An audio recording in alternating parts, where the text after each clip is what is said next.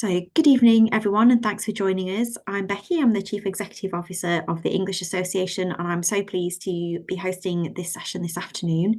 A quick word about the English Association. We are a learned society and subject association that was founded in 1906 to promote, support, and defend the discipline of English studies. We cover all stages of education, from primary and early years through to secondary and further education, to higher education and beyond. And we cover all parts of the discipline across language, linguistics, literature, and creative writing. Our events, like this one, are made possible by the fantastic contribution of our volunteer speakers. So thank you to Bob and Kirsty and Elise for coming along this afternoon. Our members also make it possible to keep these events free and open to all by paying their membership fees. So if you would like to contribute to the national conversation about English and help support our discipline, please do consider joining us. It costs just £53 to support our events and campaigning work for a whole year, and you get access to a range of member benefits, including online access to all of our journals. Right, that's plenty from me. So it's now my great pleasure to hand over to Bob, who will be in charge this evening. Thank you. Thanks, Becky, very much indeed. And thanks all of you for coming and logging on. So I'm Bob Cox. I know some of you may have heard me speak before, but I'll presume no knowledge and just do a little introduction about my book series written with some fantastic colleagues as well on the way, called Opening Doors, and how the books and the training and the ideas have filtered through over many years now. I think we're up to year 9, and helped an awful lot of schools with Key Stage 2 to Key Stage 3, which is our specific topic. Although the books cover the whole gamut of rich, challenging, ambitious English, as you know, we would all love to see it. And we have a UK network of schools built over the years, which I never expected, but which is incredibly exciting from all parts of the UK. And we are gradually, right, I've, for some reason, I just went off there. I don't know why. Okay, at the moment, can't get the video back on, but I'm presuming you can hear me. No idea why that happened. Let me try something. Let's try taking that off. See if that comes back on the normal camera. No. Okay. Okay. That's weird. There's always a first sign for something happening. It's just happened. Okay. I'm gathering you can still hear me. So I'm going to try We and can hear you. Yeah. yeah, I'll put the presentation on, and no one's going to be too worried about not being able to see me. I know that. So let's just see if anything else is going to go dead. Okay. I've got a slight dead on share screen, which is again a bit of a first. I may have to leave and come back in. Hang on a second, Becky, and the others. Don't worry. I'm going to leave and come back in. That may do it.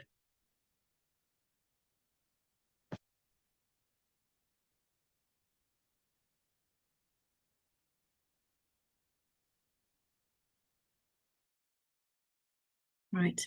I will watch out for Bob popping back in. Doesn't matter how many times you test these things, there's always something that goes wrong. Okay.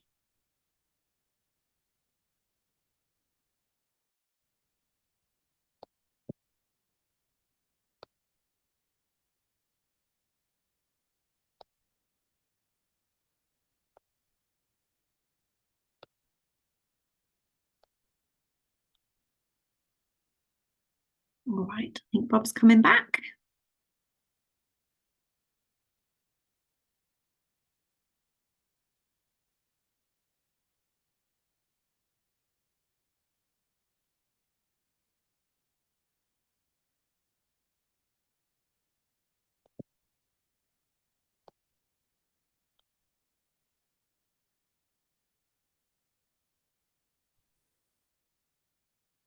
Okay, I think you've got me back on sound, and maybe Yeah. I'm using the other camera.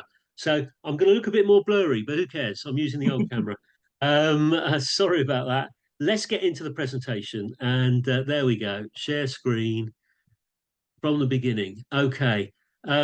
So for some years, I've been traveling around the country, gradually building a team, building a UK network, let's talk about stepping stones for Key Stage 2 and 3. Two of our books in particular, these two, Opening Doors to Quality Writing, Opening Doors to a Richer Curriculum, are 10 to 13.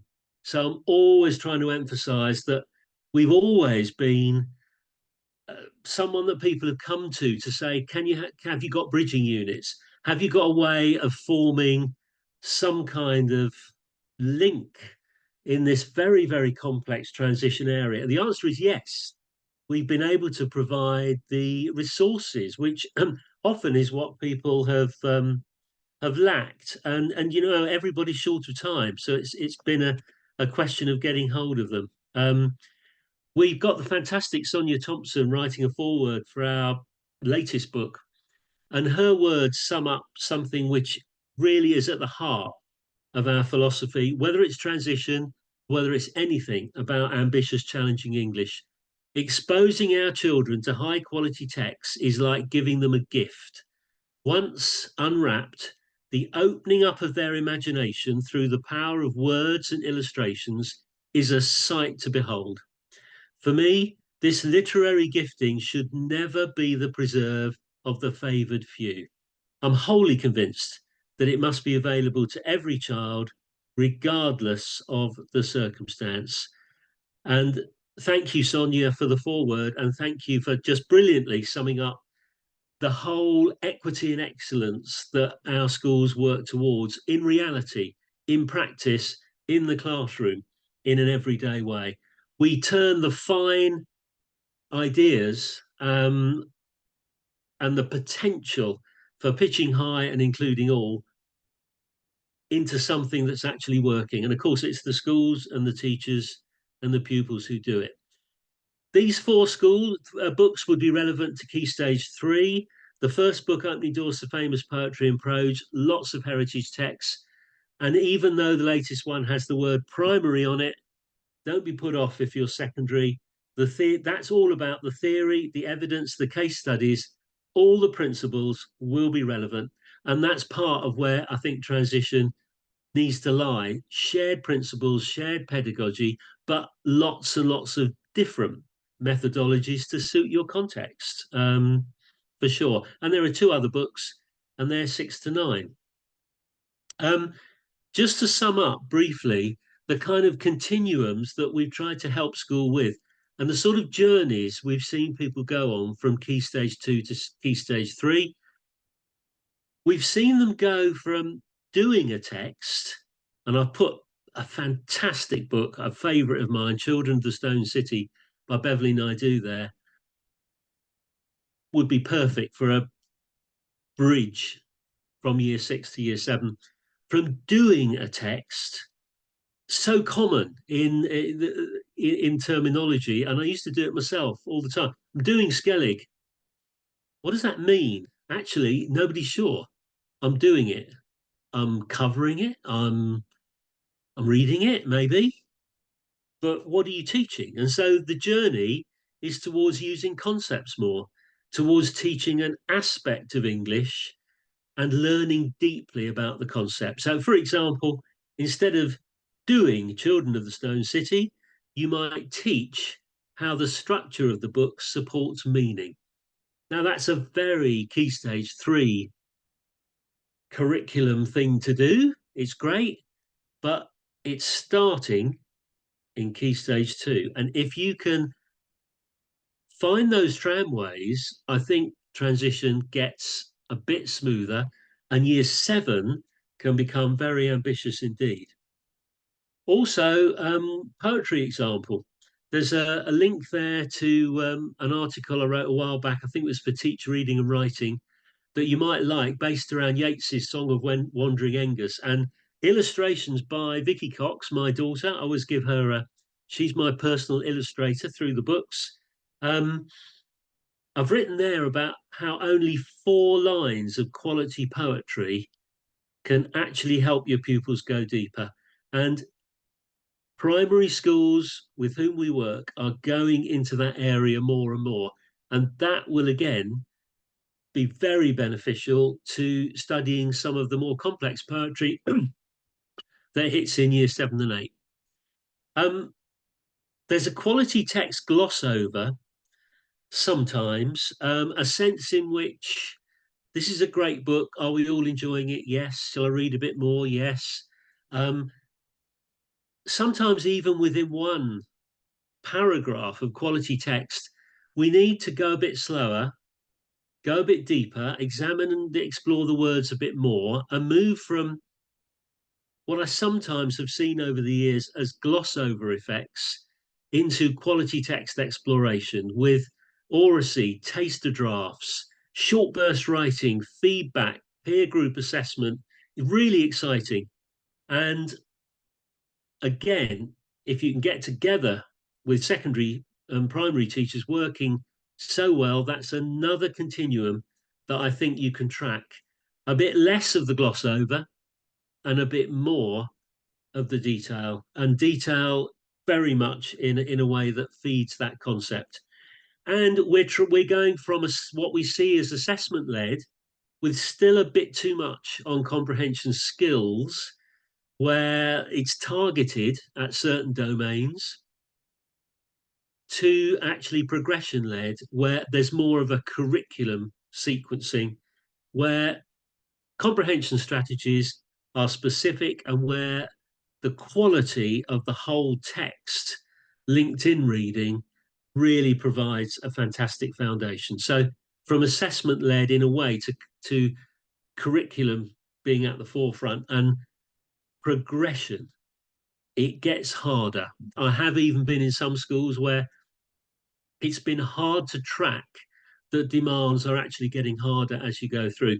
That makes it easier to say in year 7, where are we going? Where are we going next?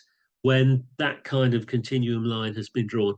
The ambitious primary English book has lots and lots of theory and evidence.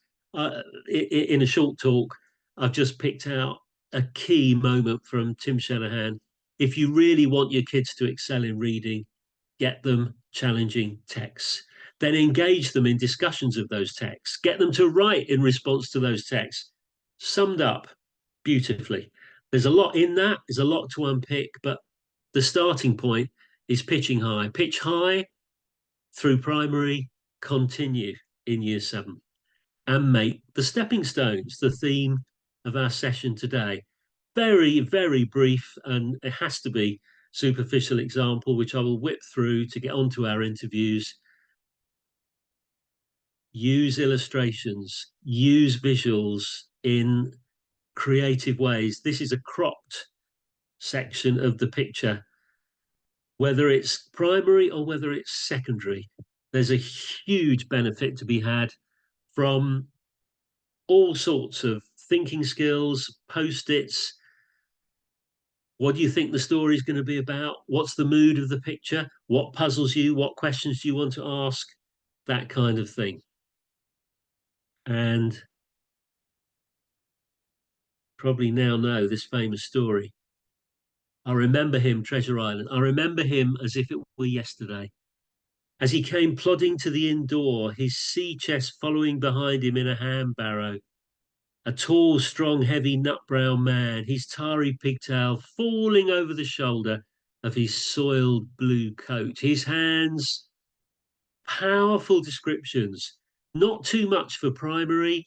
You can then continue under that concept in secondary. That's the big point I want to make. Take a concept like narrator's voice, start it in year 6, continue in year 7 with harder texts or more detail from the same text. Because there's so much to say here about the sea chest, about the description, about that tarry pigtail, and the tall, strong, heavy. How many adjectives do you want? As the full picture, you can add the hand barrow. More discussion can follow. We knowledge chunk, stage by stage. We add thinking skills, notice, noted, not sure. Get them to write down everything they notice. Say nothing, everything they notice. Then note one thing of importance. What's the most important thing that you've noticed? Then list the questions. Why not get your pupils year 6 into 7 to be much more engaged with text and much more free to actually say what they think, what they notice, what questions they want to ask. Then in you come with your direct teaching, with your tuition. You've got more idea of which direction to go in because they have got their hands, their minds, and their hearts on the text. It's brilliant stuff, of course. His hands ragged and scarred with black broken nails, and the sabre cut across one cheek a dirty, livid white. I remember him looking round the cove and whistling to himself as he did so, and then breaking out in that old sea song that he sang so often afterwards. 15 men on the dead man's chest, yo ho ho, and a bottle of rum. Well, it makes a huge impression now, made a huge impression years ago. One of the first adventure stories ever written. And track that narrative voice concept through. That's my big advice. Work more with concepts. That is one of the main ways in which our schools move through from primary to secondary with a kind of coherence. And you can add excellent success criteria to have all sorts of discussions about how Robert Louis Stevenson makes the description so fascinating. I will move on through time and I will say that can lead you to choices for summer reading if you do that kind of thing, and certainly into year 7. And they Children of the Stone City again, The Song Walker, absolutely brilliant, or units from Opening Doors people use. That's Stevenson again, Pavilion on the Links, where you can tighten, deepen, and continue the same kind of descriptions, but the same kind of way in which narrators alter our view of things. So that's really my advice on that. And with key texts from the books I've just listed here, I know this is being recorded, so you'll be able to see this again. You can always just email me for the slides. Some key ones there from Richer Curriculum: The Door, Sympathy, Barbrow, Cold Mountain. Yes, a bit from Metamorphosis, which they love. Woman in White, High Flight, Phantom Coach, Jane Eyre, The Call, Snake, etc. Plenty there to work on as bridging units, and lots of free resources. Go onto my website and you can find them. Searchingforexcellence.co.uk.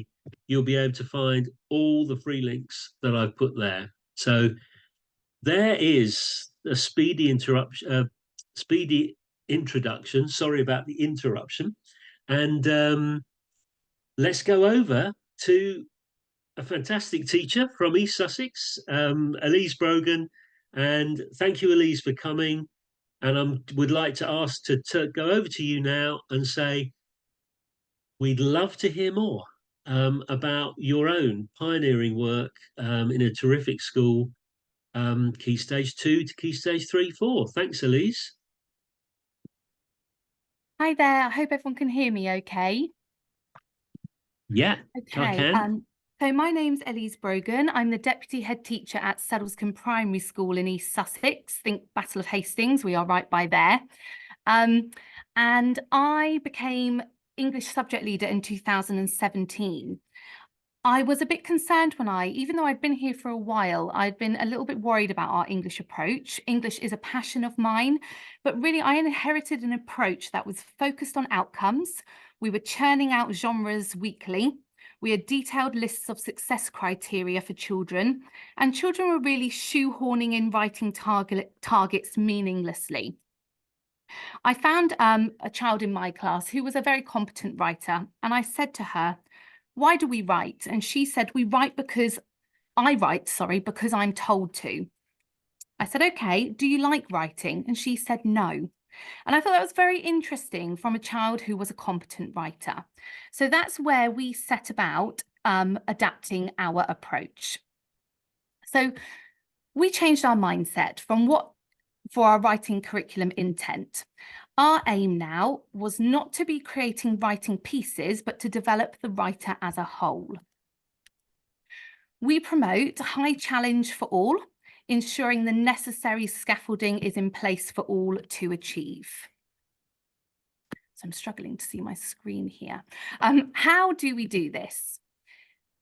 So children are taught key concepts of writing through the build-up of components whilst immersed in rich text and extracts.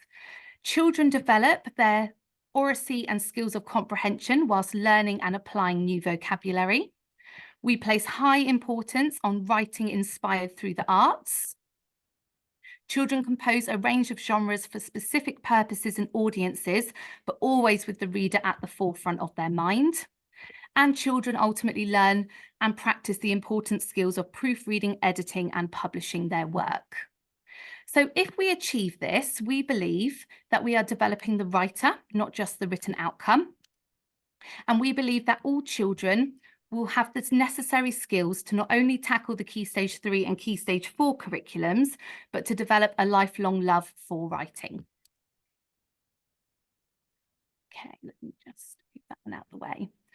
So fundamental to this approach is rich text and extract. Here is an example of our rich text map for Year 6 children. So I would say around 2 years ago, this looked quite different. It was heavily focused on modern fiction, which there's nothing wrong with that. But we started thinking about, just focusing on modern fiction, is that really preparing children for the secondary curriculums? So all year groups from early years up have one of these year group rich text maps. We began with looking at what children needed to read and achieve in the Key Stage 3 and 4 curriculums, and then we tracked backwards from here. So our key question when we were working as a staff team is which texts and extracts will help the children prepare for secondary school. When we were looking at our reading spines, as English lead, I wanted to be well versed in why we use certain books and why we use them, because it's all good and well just selecting things, but actually if they're not going to build upon one another, it's not going to have the spiral kind of curriculum that we desire. So in Year 1, here are just some examples of, from the reading spine, some more archaic, some more classical texts. In poetry study down there is one of Bob Cox from the Opening Doors series books. We build on in Year 2, into Year 3, Year 4, 5, and 6. In particular, Year 3 and 6 have slightly more at the moment because myself, I'm the Year 3 teacher currently, and the Year 6 teacher who's a very keen to support me with the leading of English. We were kind of pioneers for this new approach. As well as that, we thought, I know we're looking at today Key Stage 2 into Key Stage 3 and 4, but when we think of primaries as well, we want to make sure our early years is in line with this. So if this is what they need to do in Key Stage 4, Key Stage 3, Key Stage 2, 1, well, actually, what do they need in early years to be able to prepare for that first Key Stage 1 curriculum? So some of these extracts and texts that we have chosen have been from the Opening Doors series, and some have been from maybe some of the link reading suggestions from a unit where maybe other extracts and texts can be used to support. So what we loved about the Opening Doors series is that it pitches high and includes all. That was fundamentally what we wanted to be doing. So again, when I inherited the English curriculum to lead, there was a lot of differentiation going on, and we wanted to move towards the adaptive teaching instead of putting ceilings on certain children's ability to write well. So we had training with, well, myself had training with Bob Cox, Leah Crawford and Julie Sargent. We bought the series of books. I did some training with staff, and we worked as a staff team to identify appropriate units of work for prose and poetry to enhance our writing curriculum. So we didn't decide, as Bob has said before, it's not a scheme of work. It is ideas and starting points for planning and some forms of planning sequences to really help teachers go further. And then, we gave it a go. And I think there was an initial fear from a lot of the teachers in the primary school I work in, that it was some of these extracts and some of these classical authors, they're far too hard, the children are not going to achieve. What about our children with special educational needs? So there was a lot of things I was kind of fighting against originally. So what I thought I would kind of end with today is a Year 6 case study from using the Opening Doors series. So we were using The Woman in White by Wilkie Collins. We also looked at a unit from The Hound of the Baskervilles by Arthur Conan Doyle. And we looked at some extracts from Rebecca. So in the Opening Doors series, the concept question to be really focusing upon is how well can I introduce a mystery story? So we used that, but we also created our own as well, because we do have to cover obviously all the primary objectives, fundamentally all the grammatical and punctuation targets as well.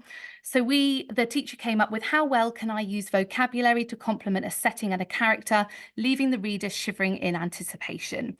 We wanted to really get every concept question linked to the reader. So children knew that it's fine if you've selected that adjective or that verb, but does it have the desired effect on the reader? Because actually you may have chosen something that gives me a completely different feeling to what you wanted. So here's an example. I've chosen a solid, who we would project at the end of Year 6 being a solid expected child. So I think it's really easy to pick our greater depth children who probably naturally would write quite well regardless, due to maybe they're reading from home and home support and just good quality teaching. But I thought this is more useful to see a child who maybe you wouldn't necessarily expect to write like this. So this is part of the extract used in the Opening Doors series unit for The Woman in White. And this is the piece of writing. So I will just read it to you. Sombre skies rose over the malevolent station, which was prosaic with ominous fern and bracken. Enigmatic trees hooked, making a bewitching gnarled arch above me. Unfathomable intermingled bracken straggled and choked the stone. Meanwhile, the encroached hallways were obscured with inviolate dusty cobwebs and the continuous sprinkle of ethereal water, obsessing you with timeless mysteries. The moon made a captivating reflection upon the placid dip of water below, while the tenacious wind murmured creepily. There, in the middle of the broad cobblestone alleyway, there in the haunting moonlight stood the figure of a solitary woman. I was surprisingly startled by the sudden appearance with which this magnificent silhouette stood before me at the witching hour in this melancholy of loneliness. The enigmatic woman spoke prior me. "Is that the road to London?" she questioned. I squinted sincerely at her as she put that singular question to me. One wasn't far away. All I could discern distinctively by the moonlight was a hollow face staring back at me impatiently, almost waiting. Her eyes were holes of grave misery. Her look was peculiar, surreal, but alluring at the same time. She was mysteriously haunting me. Even though her intriguing performance seemed unfathomable, her body was captivating, serene, and almost ethereal, yet still enshrouding me in confusion. As beautiful as she was, her appearance was most melancholic, full with grave inquiry. My face met hers. I looked down to see colourless, worn-out garments enshrouded with cuts and scrapes, yet her enigma was humble and polite. Her pale, brownish-yellow hue of hair scrabbled over her face, messy but tamed by a bonnet from not the most expensive types of fabric, but still embroidered beautifully. And when we were trialing the Opening Doors series, I don't think any of us thought we would end up with writing like that. And that was purely from following the ideas from the Opening Doors series and doing less in more depth and doing it better. So I think I'm running out of time here. So I'll just finish up with the key messages, really, that we have at Sedlescombe Primary. We want to develop the writer, not just the written outcomes. We want to pitch high and include all. Do not put this, not to put the ceilings on the learning. And my probably message to anyone that is thinking about this series is try the Opening Doors series, classic prose and poetry, but also linked in the newer book with some modern extracts as well that can really enhance your writing curriculum. And I think from that piece of writing, I think it shows it has at Sedlescombe, it's really worked here. And thank you very much for listening.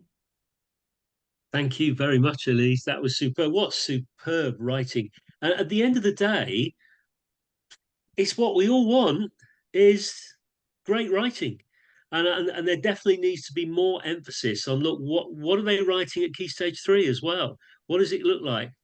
Before we have to move to Kirsty, one important question that came up there, Elise, what about non-fiction? Is that, obviously you only had a limited time today, do you plan that separately? Yes, so non-fiction, I have been doing a series of training with is it Leah Crawford? Leah, probably, It is or Leah, is it isn't it? Angela? Might be Angela Jenkins. Oh no, it was Angela Jenkins, sorry, Yeah. around non-fiction. So looking at that, we've moved away from this idea of kind of shoehorning, well, we're doing Stone Age in year 3, so we must do a Stone Age non-fiction. We've been moving away from that. I'm in upper Key Stage 2 particularly, because I know that's probably what we're more interested in, that transition. They've been actually selecting, so in year 6 they were doing World War II. They were using the Silver Sword. Yeah. The author's name.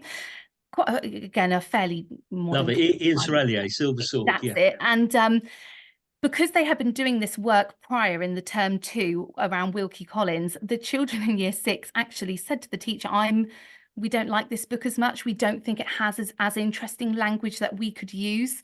So from there, she found other texts. When they were teaching evolution, they ordered actual adult texts to be able to enhance that vocabulary, because of course it is slightly harder with non-fiction.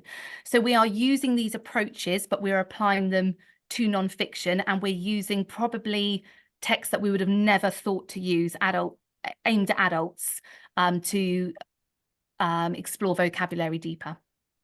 Thanks ever so much. I hope that's a part of an answer. All these issues, they're always big in English, aren't they? But, grammar, spelling, they're always big, and we've always have limited time. So that was very helpful and a great presentation. Thank you.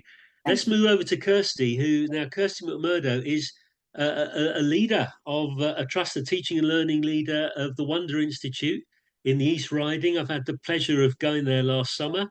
And over to you, because I think Kirsty's going to tell us more on a bigger scale, perhaps, of how a trust manages English can transition Key Stage 2 to 3. Over to you.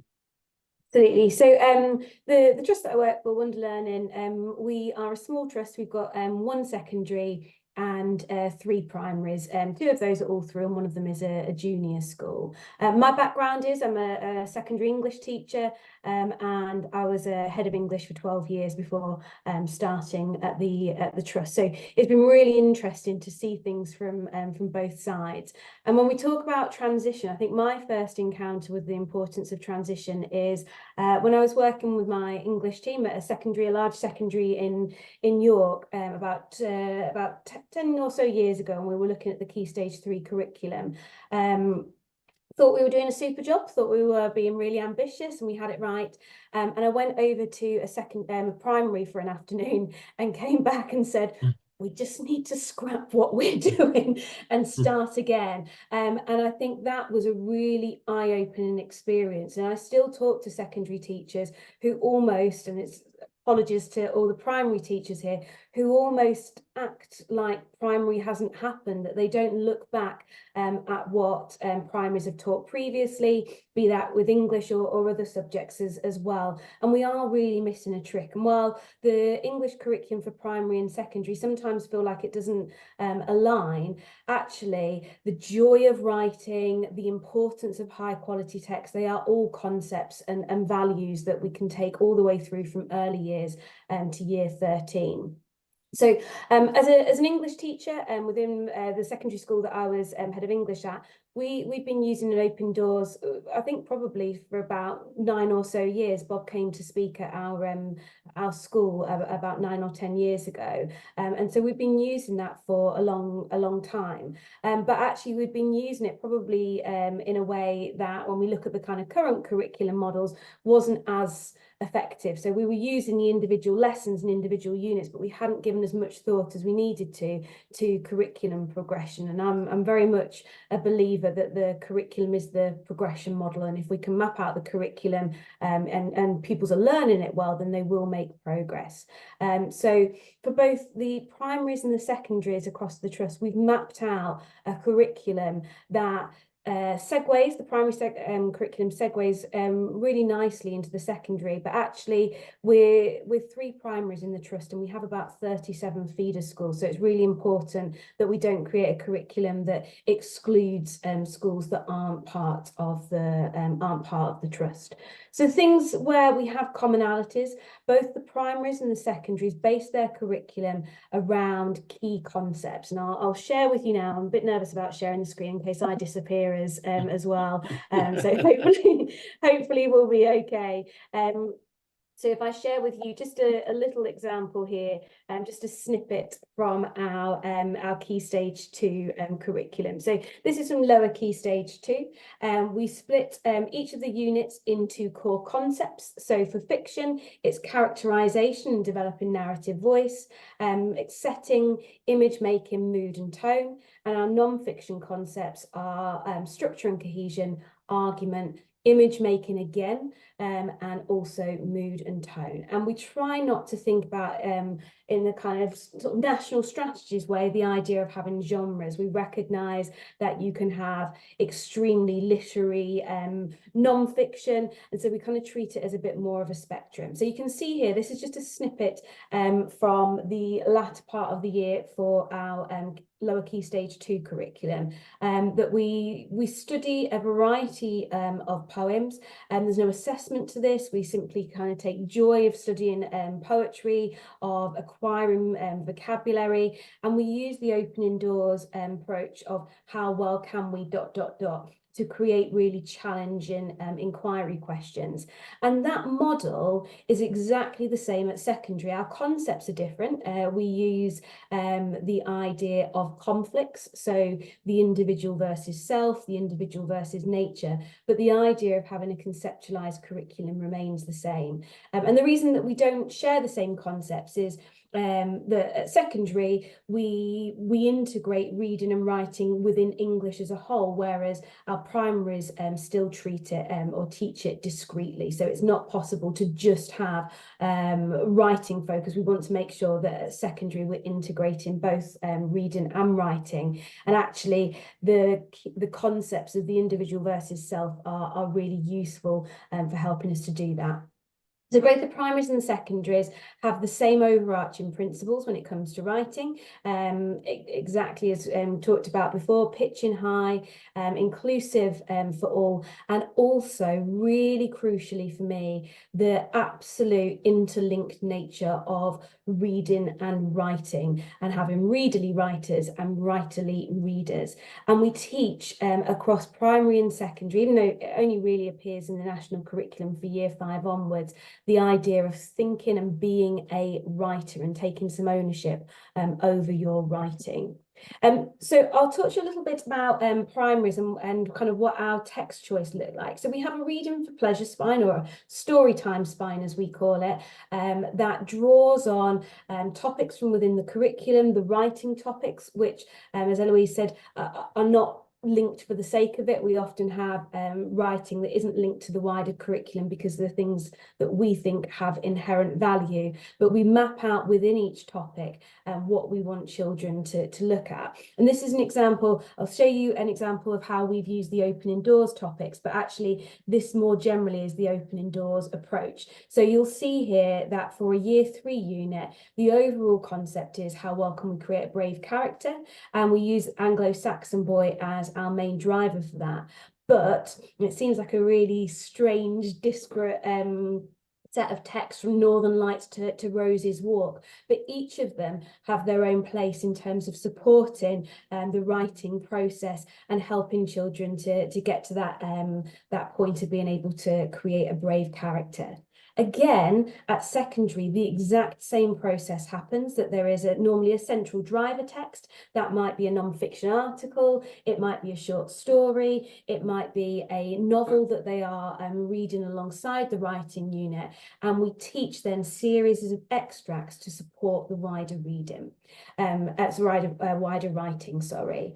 We also use the University of Exeter's Deborah Myhill's Grammar for Writing approach, so we teach grammar in context. That doesn't mean that we just hope that they accidentally stumble upon grammatical features, but we get them to think really carefully about why you would, as a writer, use those particular features. And that approach, again, runs all the way through primary up to secondary. So our learning objectives and our intentions will never be something like to use subordinate clauses. It will always be something like, how can we add layers of detail to our writing? And that grammatical objective will be the thing that allows us to do that as writers. And as I say, that idea of a challenge question, the idea of grammar supporting rather than being the thing that drives it, are things that run through the entire curriculum. So I'll show you, this is a year 3 lesson.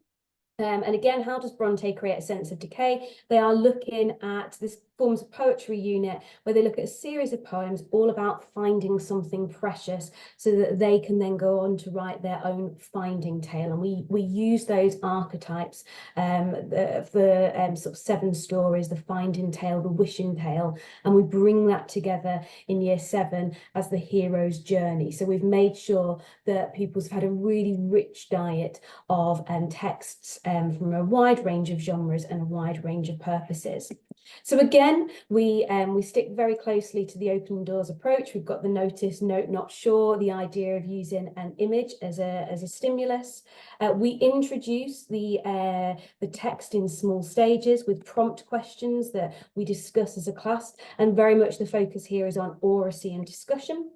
We then start to reveal the text as a whole, and actually they read the entire poem, even though a little snippet appears here.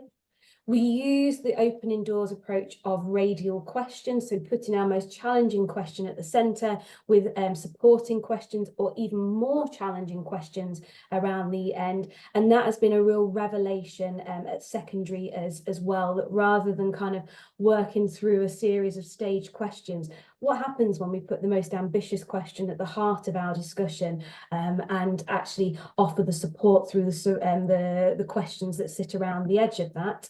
And then we always get them to produce a series of writing. We normally have a little discussion. So this is an example from year 3 based on mementos. In the drawer, you will find things that are promised to bend your mind. Silver, gold, brooches and pins, many other disastrous things. A necklace of pearls is how this unfurls from across the Indian seas.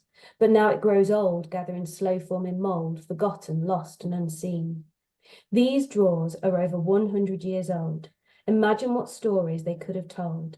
In this house, there are secrets galore, and the secrets remain forevermore.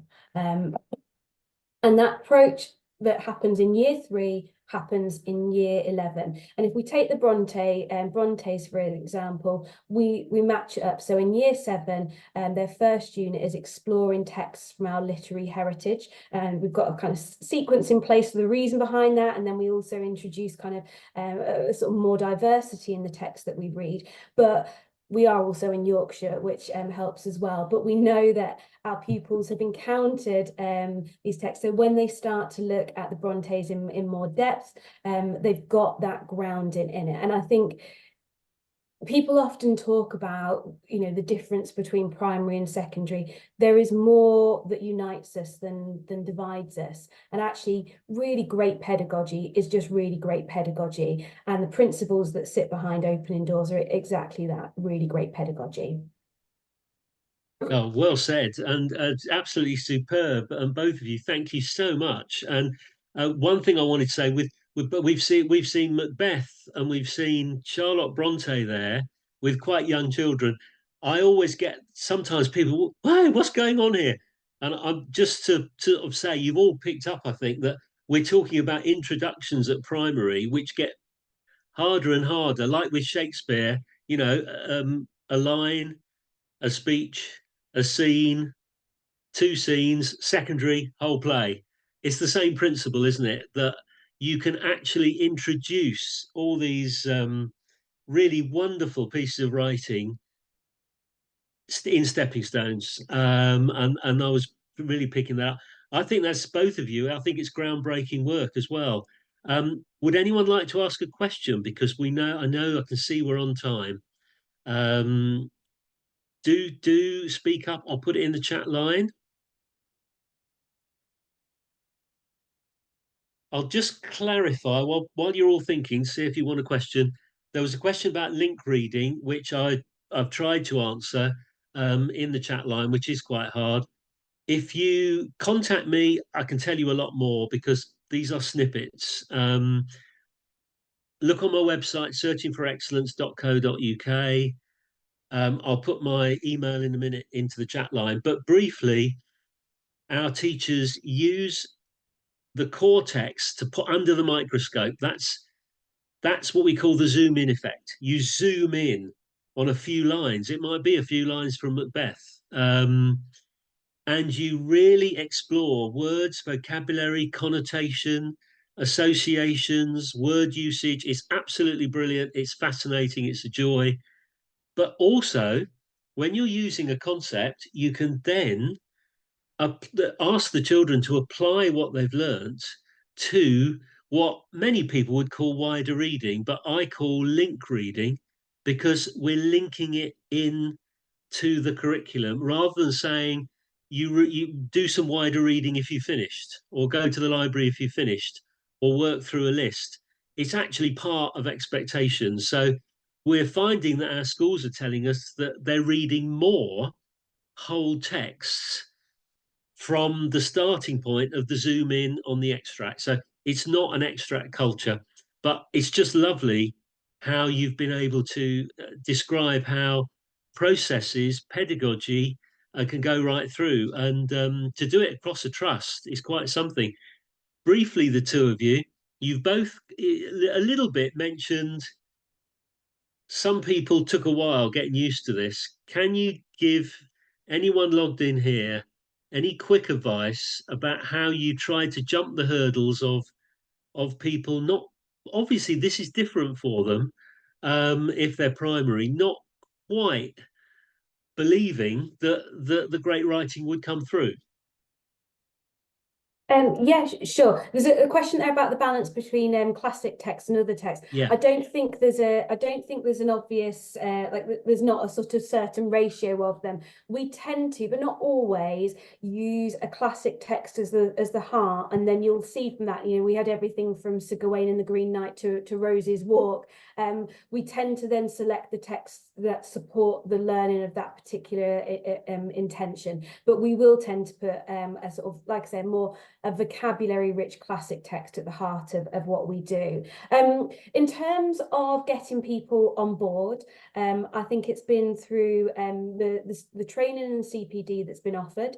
It's been, by no pun intended, creating a bit of an open door culture and allowing people to go, do you know what, this is more challenging. Let's come in and see where you're struggling. Let's see where we can support. Some of it's just been through conversations as well. We had a year 2 unit where they looked at a little extract from Great Expectations, and the teacher said, well, why are we not teaching them things that they're already familiar with? And I said, well, there's no other subject where you would make that argument. Should we teach them the things they already know? And it is, as Bob said as well, it's about making it really age appropriate. So it might be like that Great Expectations lesson we were looking at, I think a sentence or two. It is about kind of diving into that. And it's just been CPD, support, kind of being honest to myself, I didn't teach writing effectively, I think, for the first few years of my my career, and sort of sharing that sort of vulnerability and saying, this is how it's made a difference. And I think the joy of working at a trust as well is that we kind of have all hands on deck and we can support each other. Thank you very much indeed. I can see Becky's flagging up that there's so much more to say, but we hope we've helped you. And I can only say, I mean, I've had more work posted from Birmingham today, which has just been absolutely incredible. That if you can persuade people to really give something that's harder and more complex a try, and we can access it for all pupils, when you then go through to secondary, wow, you really can hit the ground running. And of course, you've got to get the secondary teachers in to work with you and to see the work, haven't you? I think John wants to ask something important. Fire away, John.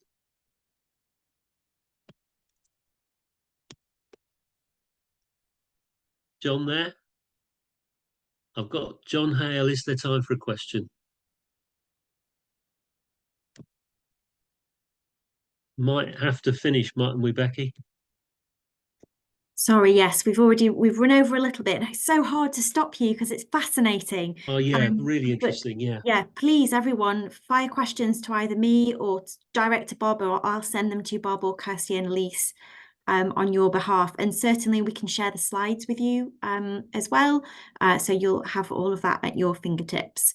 I will save the chat now, and I'll make sure that Bob, Elise and Kirsty have your questions that are in there so we can pop answers to you. John, yes, there are emails to contact. Sorry. Yeah, no, go on. I interrupt. Can I quickly say to Kelly, who's asked about training, I've put my email on there now. If you email me, then we can help. Thank you so much. Thank you, Bob and Kirsty. Oh, I've answered John's as well. Yeah. And thank you to everyone for joining us this evening. It's been great to see. I've got to thank you, Becky. I know we've got to go, but the English Association is absolutely brilliant. Please join if you haven't joined. Follow their activities. Becky, thank you very much for the support you give our work and our teachers. You're welcome. Thank you for all you do. And I will see you all soon at our next event with Bob and co. Thank you so much. Bye, everybody. Bye. Thank you, everyone.